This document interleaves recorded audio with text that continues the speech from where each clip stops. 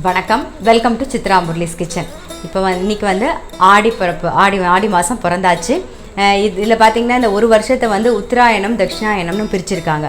உத்தராயணம் அப்படிங்கிறது வந்து தேவர்களுக்கு வந்து பகல் பொழுது, அப்போ வந்து சூரியன் வந்து வடக்க பார்த்துருக்கும்.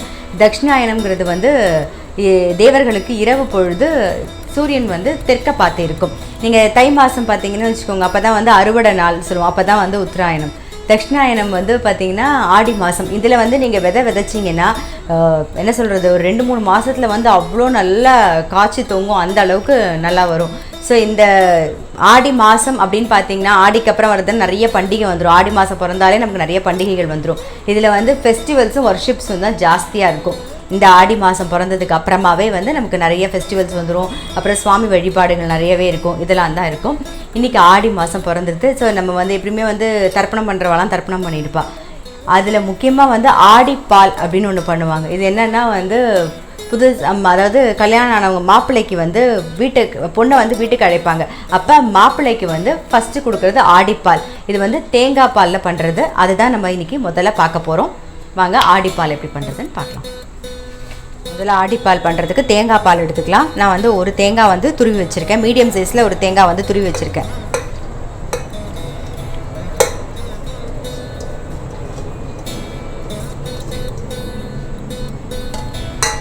கொஞ்சம் வார்ம் வாட்டர் விட்டுக்கலாம்.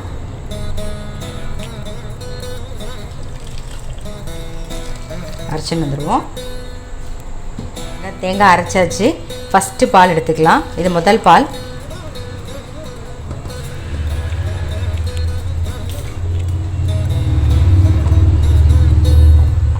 இப்போ அடுத்தது கொஞ்சம் தண்ணி விட்டு அரைச்சிக்கலாம். அடுத்தது 2வது பால், அப்புறம் 3வது பால் அதே மாதிரி தண்ணி விட்டு எடுத்துக்கணும். பாருங்க, 2வது பாலையும் எடுத்தாச்சு. நாம் முதல் பால் எடுத்து வச்சுருக்கோம் இல்லையா, அதிலே 2வது பாலையும் விட்டுடலாம். இப்போ 3வது பால் எடுத்துக்கலாம்.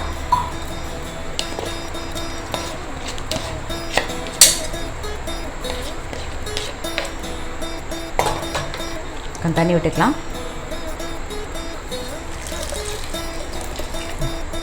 பாருங்கள், 3வது பால் எடுத்தோமா தேங்காய் பால், அதிலே நம்ம வந்து வெல்லம் கரைச்சிக்கலாம். இது இப்போ கரெக்டாக அளந்து பார்த்தா ஒரு 3 கப்பு பால் இருக்குது. நான் வந்து 1 கப்பு வெல்லம் எடுத்துட்டுருக்கேன். டேஸ்ட் வெல்லம் ஸ்வீட் வந்து உங்களுக்கு தகுந்த மாதிரி கூட்டி குறைச்சி நீங்கள் போட்டுக்கலாம்.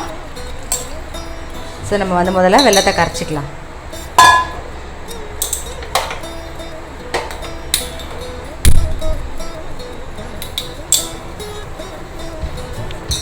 பாருங்கள், வெல்லம் நல்லா கரைஞ்சி ஒரு கொதியும் வந்தாச்சு.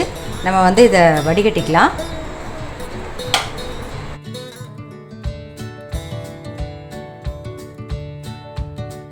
நம்ம வந்து வெல்லத்துக்கு வந்து தண்ணிக்கு பதிலாக 3வது பால் எடுத்தோம் இல்லையா, அதான் விட்டுருக்கோம். பாருங்க, நம்ம வெல்லத்தையும் வடிகட்டிட்டாச்சு. இப்போ அடுத்து என்ன பண்ணுறதுன்னு பார்க்கலாம். பாருங்க, வெல்லம் வடிகட்டி வச்சுருக்கோம் இல்லையா, அதை அந்த பாத்திரத்தில் ட்ரான்ஸ்ஃபர் பண்ணிப்போம். அப்புறம் முதல் பால் 2வது பால் அதையும் வந்து இதில் மிக்ஸ் பண்ணிடலாம் வெள்ளை தண்ணியில்.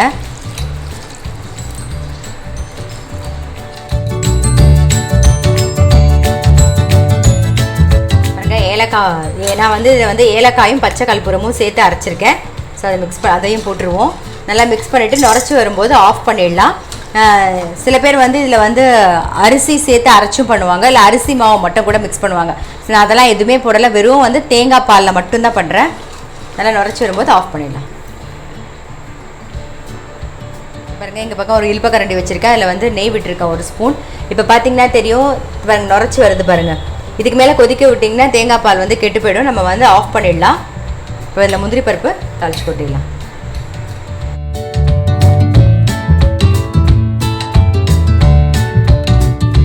முந்திரி பருப்பும் வறுத்துண்டாச்சு. இதை வந்து ஆடிப்பாலில் சேர்த்துடலாம். ஆடி மாதம் பிறந்தவொடனே ஃபஸ்ட்டு பண்ணுறது இந்த ஆடிப்பால் தான். ஸோ நம்ம இன்றைக்கி ஆடிப்பால் எப்படி பண்ணுறதுன்னு முதல்ல பார்த்தாச்சு. இதுக்கப்புறம் இன்றைக்கான சமையல் என்னென்னங்கிறத பார்க்கலாம்.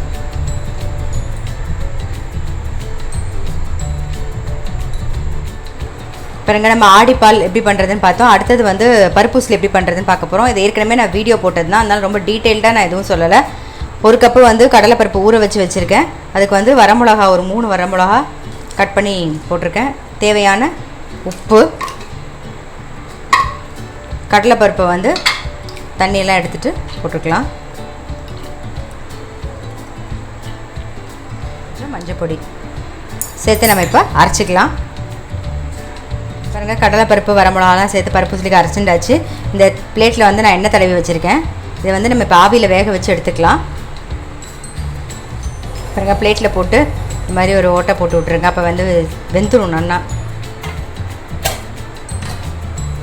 இங்கே மூடிடுவோம். ஸோ இது வேகட்டும். இங்கே பார்த்தீங்கன்னா மோர் குழம்புக்கு வந்து பூசணிக்காய் வெந்து ரெடியாக இருக்குது. மோர் குழம்புக்கு அரைக்கிறது என்னென்னு பார்த்து இதுலேயே நம்ம அரைச்சிடுவோம். அதையும் தனியா, துவரம்பருப்பு, கொஞ்சோண்டு அரிசி, அப்புறம் சீரகம், இது எல்லாமே ஏற்கனவே நான் வீடியோ போட்டிருக்கேன். காரத்துக்கு ஒரு 3 பச்சை மிளகா, அப்புறம் ஒரு துண்டு இஞ்சி, தேங்காய் ஒரு 3/4 கப்பு தேங்காய். ஸோ இதை அரைச்சி எடுத்துன்னு வந்துடலாம். நம்ம வந்து மோர் விட்டே அரைச்சிக்கலாம். அரைச்சின்னு வந்துடுறோம். ஏன்னா நம்ம தேங்காய் தனியாலாம் அரைச்சோம் இல்லையா, அதை வந்து மோர்லேயே விட்டு நல்லா மிக்ஸ் பண்ணிக்கலாம். ஒரு சிட்டிகை மஞ்சள் பொடியும் போட்டுக்கலாம் இதுலேயே. அப்புறம் உப்பும் தேவையான அளவு சேர்த்துடலாம். நல்லா மிக்ஸ் பண்ணிவிடுவோம். இது வந்து பூசணிக்காய் வேக வச்சு வச்சுருக்கேன், அதில் விட்டுடலாம். நுரைச்சி வரும்போது ஆஃப் பண்ணிடலாம்.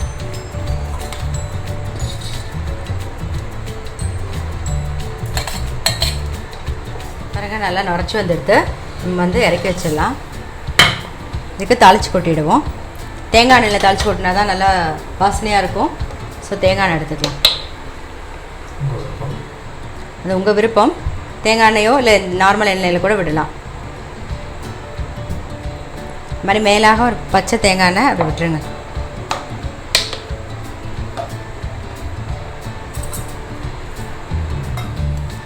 கடுகு, கொஞ்சம் சீரகம்,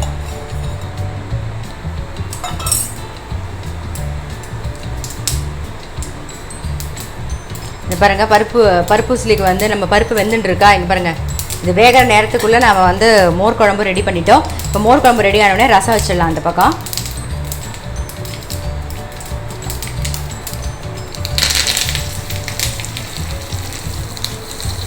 மோர் குழம்பு ரெடி.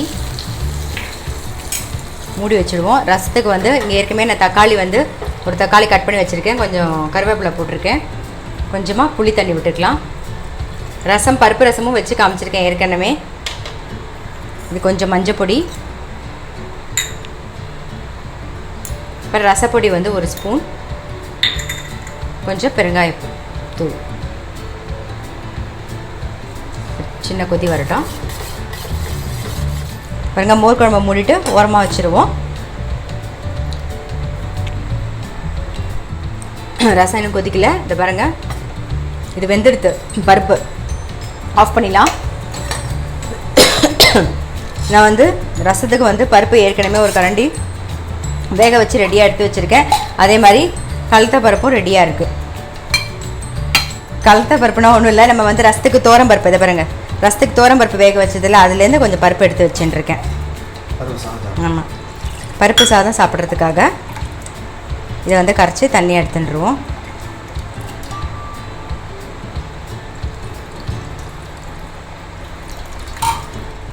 பாருங்கள், புளி தண்ணி நல்லா கொதிச்செடுத்து தேவையான உப்பை சேர்த்துருவோம். உப்பை போட்டுட்டு பருப்பு ஜலத்தையும் விட்டுடலாம். நாம் பருப்பு தண்ணி அதையும் விட்டுருவோம்.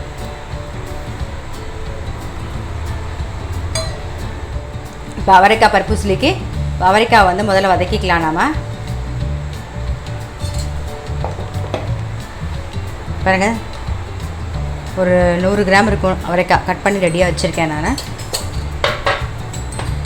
அப்புறம் வந்து இன்றைக்கி வந்து நம்ம ஆக்சுவலாக வந்து வாழைக்காய் பண்ணணும். எனக்கு வந்து நேற்றையே நான் வாழைக்காய் போய் கேட்டு பார்த்தேன், எந்த கடையிலையும் எனக்கு கிடைக்கல. அதனால் நான் காலையில் இவ்வளோ சீக்கிரம் கடை திறக்காது. ஸோ கடை திறந்தோடனே தான் நான் வாழைக்காய் வாங்கி பண்ணணும். ஸோ நான் அதை அதுக்கப்புறமா தான் பண்ண போகிறேன். அதுக்கு முன்னாடி இருக்கிற ரெசிபிலாம் பார்த்துருங்க. பாருங்கள், எண்ணெய் காஞ்சிடுது. கடுகு,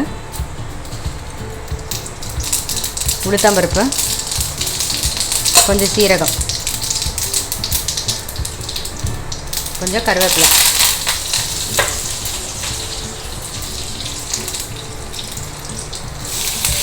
அவரைக்காயை போட்டுடலாம்.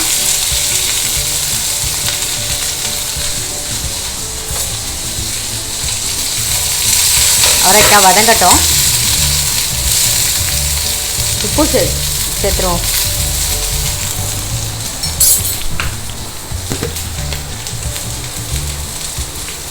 தேவையான உப்பு,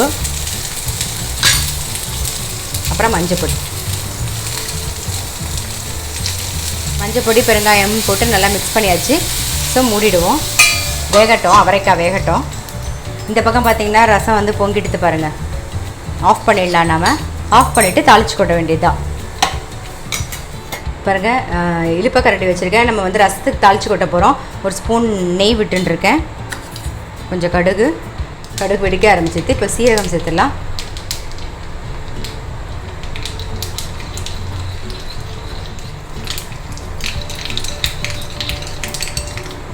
ஆஃப் பண்ணிவிட்டு கருவேப்பிலை சேர்த்துட்றேன்.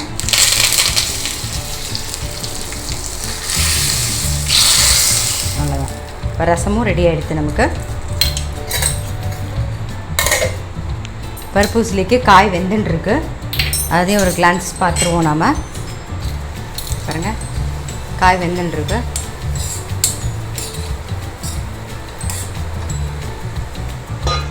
பாருங்கள், நல்லா அந்த பருப்பு வந்து நல்லா வெந்து ஆறிடுத்து. நம்ம வந்து மிக்சியில் போட்டு விப்பரில் ஒரு ஓட்டு ஓட்டிக்கலாம். பாருங்கள், விப்பரில் போட்டு நல்லா உதுத்துண்டாச்சு. நாம் பாருங்கள், அவரைக்காய் நல்லா வெந்துடுத்து. அதை நம்ம வந்து ஒரு பிளேட்டில் எடுத்து வச்சுருவோம். பாருங்கள், எண்ணெய் காஞ்சிடுத்து. இப்போ பெருங்காயம் சேர்த்துக்கலாம். பெருங்காயம் போட்டதுக்கப்புறம் நம்ம உதுத்து வச்சுருக்க பருப்பை ஆட் பண்ணிடலாம். வேக வச்சு, அதாவது அரைச்சி வேக வச்சு உதுத்த பருப்பை வந்து ஆட் பண்ணிட்டோம்.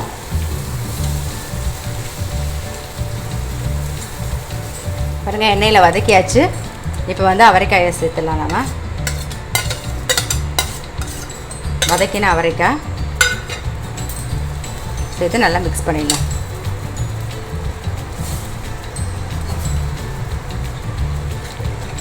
இப்போ வந்து நம்ம பருப்பூசிலையும் ரெடி ஆகிடுது. அவரைக்காய் பருப்பூசிலையும் ரெடி ஆகிடுது. அடுத்தது நம்ம பார்க்க போகிறது வடை. இன்றைக்கி வந்து கடலைப்பருப்பு வடை பண்ணுவாங்க. நான் வந்து 4 பருப்பும் சேர்த்து வடை பண்ணுறேன். 1 கப்பு உளுத்தம் பருப்பு, 1/2 கப்பு கடலைப்பருப்பு, 1/2 கப்பு தோரம்பருப்பு, 1/4 கப்பு வந்து பாசிப்பருப்பு.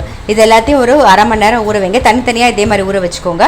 அப்புறம் மிளகு வந்து ஒரு 1/2 டீஸ்பூன், சீரகம் 1 டீஸ்பூன், கருவேப்பிலை, பச்சை மிளகா, இஞ்சி 2 வரமிளகா. ஸோ நம்ம மிளகு சேர்க்குறோம், 2 வரமிளகா சேர்க்குறோம், பச்சை மிளகா. ஸோ இந்த காரெல்லாம் உங்களுக்கு தகுந்த மாதிரி பார்த்து போட்டுக்கோங்க. ஃபஸ்ட்டு உளுத்தம் பருப்பை நல்லா நைஸாக அரைச்சி எடுத்துன்னு வந்துடுவோம். மிக்ஸி ஜாரில் மாற்றிக்கிறேன் நான். பாருங்கள், இந்த மாதிரி உளுத்தம் பருப்பை முதல்ல நைஸாக அரைச்சி எடுத்துட்டு அதை வந்து ஒரு பவுலில் ட்ரான்ஸ்ஃபர் பண்ணிவிடுவோம். பாருங்கள், உளுத்தம் பருப்பு அரைச்சி வழித்து வச்சாச்சு. இப்போ வந்து கடலைப்பருப்பு, ஊற வச்ச கடலைப்பருப்பு 1/2 கப்பு, அது மாதிரி ஊற வச்ச தோரம்பருப்பு ஒரு 1/2 கப்பு.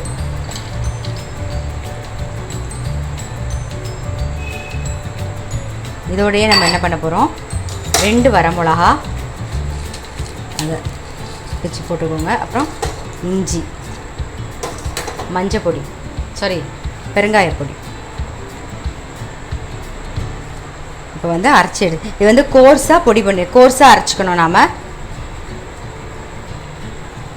இங்கே கோர்ஸாக அரைச்சிட்டோம் கடலைப்பருப்பு தோரம்பருப்பை. இப்போ வந்து பாசிப்பருப்பு சேர்த்துக்கலாம். பாசிப்பருப்பு அப்புறம் மிளகு, சீரகம் இதெல்லாம் சேர்த்துட்டு விப்பரில் ஒரு ஓட்டு மிக்ஸ் ஆகிறதுக்காக ஒரு ஓட்டு ஓட்டுனா போதும். ஸோ மிளகு, சீரகம் விப்பரில் ஒரு ஓட்டு ஓட்டிட்டு வந்துடலாம். பாருங்கள், பாசிப்பருப்பு, மிளகு, சீரகம்லாம் போட்டு நம்ம விப்பரில் ஒரு 2 ஓட்டு ஓட்டியாச்சு. இப்போ வந்து மாவில் உளுத்த மாவில் வந்து பச்சை மிளகா, கொஞ்சம் கருவேப்பிலை சேர்த்துக்கலாம். இன்னும் நம்ம உப்பு சேர்க்கலை. ஸோ உப்பையும் சேர்த்துருவோம். தேவையான உப்பு சேர்த்துருவோம்.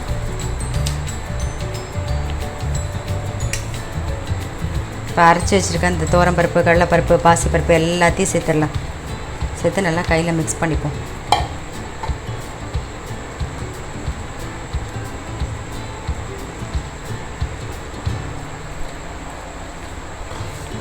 பாருங்க, எண்ணெய் காஞ்சிடுத்து. அடுப்பில் நம்ம வந்து வடையை போட்டுடலாம்.